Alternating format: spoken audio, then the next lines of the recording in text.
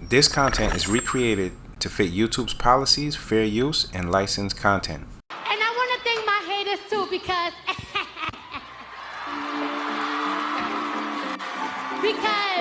they be downloading my stuff so they can hear it and talk crap about it, but it benefits me.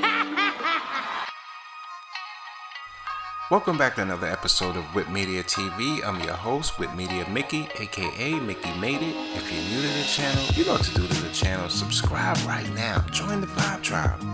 Let's get it. Okay, on today's episode, I cover Paid in Full. See, Ace is a young man living with his mom and his sister in Harlem, working at a dead-end job at a dry cleaning shop. His sister Dora's boyfriend, Calvin, is a successful cocaine dealer, while Ace's close friend Mitch is a flashy, popular drug dealer. Despite both of them promising a life of easy money, expensive cars, and women, Ace decides to live a law-abiding life. While at work, Ace finds some cocaine in one of his customers' pants. The customer, Lulu, is a cocaine supplier who lets Ace keep the drug. When Calvin gets arrested on drug charges, Ace runs into one of his customers and easily sells him the cocaine for $100. Impressed, Ace goes back to Lulu for more cocaine to sell. See, Lulu has a top quality supply of cocaine which Ace sells on the street at a cheap price, quickly luring away customers from other drug dealers. Ace starts wholesaling his product to other dealers in the neighborhood, believing everyone can make money and be happy.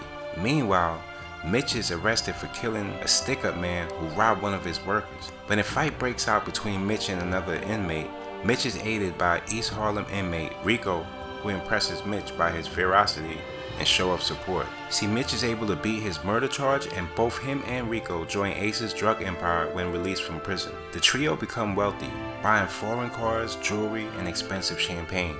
Ace maintains a low profile. Mitch returns to his life as a popular hustler, while Rico is a ruthless enforcer who worries Ace with his overzealous, high-profile behavior. So when Calvin is released from prison, Ace agrees to give him a product to sell in his old drug spot.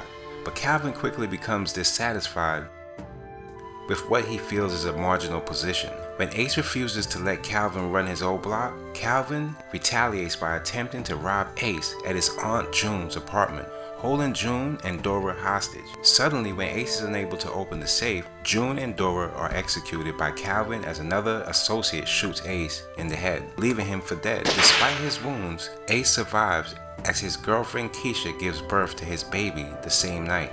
See, feeling the physical and psychological effects of the shooting, Ace decides to quit the drug trade.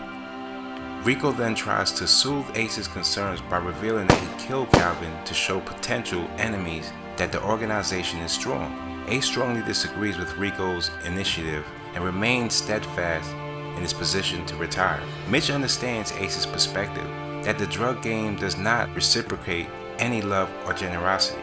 Mitch decides to stay in the drug game because he loves the hustle, comparing himself to professional basketball players that continue to chase glory despite having enough money to retire. Ace decides to let Mitch and Rico take over, vowing to introduce Mitch to his drug supplier. While Ace is recovering, Mitch's kid brother Sonny is kidnapped for ransom. Mitch reaches out to Ace, who provides him with enough cocaine to pay Sonny's ransom and allow Mitch and Rico to resume business. Mitch enlists Rico to help sell the cocaine to pay the ransom. Rico instead kills Mitch and steals the cocaine. Suspicious Ace questions Rico, who claims he had not seen Mitch the day he was killed. Ace knows he's lying and settles the issue by giving him the contact to a pair of undercover FBI agents he had spoken to and avoided previously. Rico is then arrested, and his last scene is custody giving of information on his drug connections in Washington, D.C. in order to avoid a 25 to life sentence. He then refuses to inform on anyone in Harlem,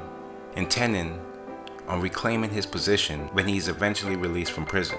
Sonny's kidnapping and subsequent murder were orchestrated by his own uncle, who resented Mitch for not providing him with money and for kicking him out of his family's apartment. Ace retreats from the criminal underworld and makes a new life for himself and his family, using diamonds that he previously found in Lulu's apartment. Paid in full. So Vibe Tribe, Some life lessons we can take from this movie is: number 1, the allure of fast money and material wealth can lead people down a dangerous path. Ace the hustler starts off as a well-intentioned young man who wants to provide for his family, but he becomes consumed by the wealth and power he gains through drug dealing. This ultimately leads to his downfall. Number 2, loyalty is a double-edged sword. Ace's loyalty to his friends and partners in the drug trade leads him to make some dangerous and costly decisions, but his loyalty is also what ultimately saves him in the end. Number 3, the consequences of illegal activities can be severe and far-reaching. The characters in Paid in Full engage in drug dealing, which leads to violence, death, and legal consequences. The film shows how criminal activities can have a ripple effect on individuals and communities. Overall, Paid in Full offers a cautionary tale about the dangers of greed, the importance of loyalty, and the consequences of criminal activities. Until next time, Mickey made it.